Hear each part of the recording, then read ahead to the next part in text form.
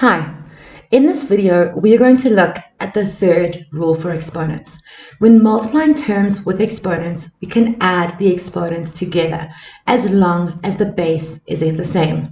For example, let's simplify the following. Here we have 2 squared multiplied by 2 squared. 2 squared tells us that we have 2 times 2. And we're going to multiply this by 2 squared again, which is 2 times 2. Now we have 2 multiplied by itself 4 times. 1, 2, 3, 4.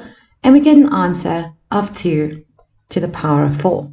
Now let's try this again. Using the rule we have just learned. 2 is our base. So we can say 2 to the power of 2 plus 2. 2 plus 2 is 4. And we get 2 to the power of 4. Let's look at another example. X multiplied by x. According to rule 1, we know that x to the power of 1 is actually x. So in this case, we have x to the 1 multiplied by x to the 1. Our base is x in both cases, so the base is the same. So we can say x to the power of 1 plus 1, which gives us x to the power of 2.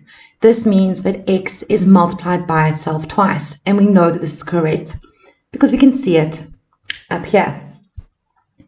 Simplify the following. Y squared multiplied by y to the 4.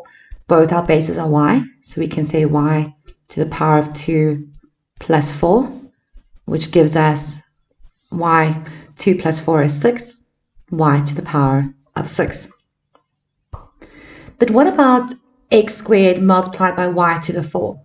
Here our base is x, here our base is y. The bases are not the same, so therefore we cannot add our exponents. To simplify this, we get x squared y to the 4. Simplify p to the power of 4 multiplied by p to the 0. Now there are two ways that we can do this. We can say p to the power of 4 plus 0. 4 plus 0 is simply 4, and we get p to the power of 4. In rule 2, we also learned that anything with an exponent of 0 is 1. So this becomes p to the power of 4 multiplied by 1. And we know if you multiply anything by 1, it remains the same. So this becomes p to the 4. Let's look at another example. 3a to the power of 4 multiplied by 5a squared. When you have a coefficient, you need to multiply these coefficients together. So 3 times 5 gives us 15. We have a base of a here and a base of a here. So we can say a to the power of 4 plus 2, which gives us 15, a to the power of 6. Let's do one more example. This is a little bit more tricky, and it's something that you will find in your examination. When you have brackets like this, it's always a good idea to multiply your brackets out first. So we can say 2, open bracket, 3 multiplied by 5 gives us 15. Now we can multiply our x's. We have an x here, which can be x to the 1, multiplied by x to the power of 3. So we can say plus 3. Then we can multiply our y's. We have y squared, so y to the 2, and y is simply y to the 1, so we can add 1 here. Let's simplify this. 2 outside our bracket.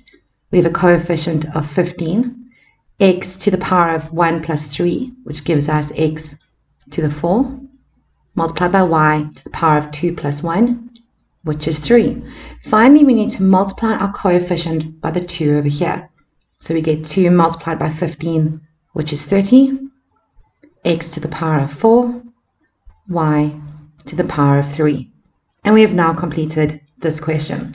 We will look at more examples like this in upcoming videos.